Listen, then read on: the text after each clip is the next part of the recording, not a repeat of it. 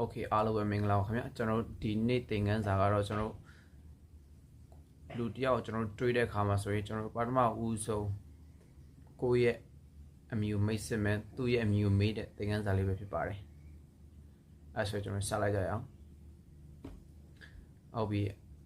ကျွန်တော်တို့ကလူတယောက်တွေးနာမည်ဘယ်လိုခေါ်လဲကျွန်တော်မေးမယ်အဲဆိုတော့ what's your name နာမည်ဘယ်လိုခေါ်လဲI'm Danny ဒါမှမဟုတ်ဆိုရင် my name is Danny ကျွန်တော်ကြိုက်တာပြောလို့ရပါတယ် I'm Danny my name is Danny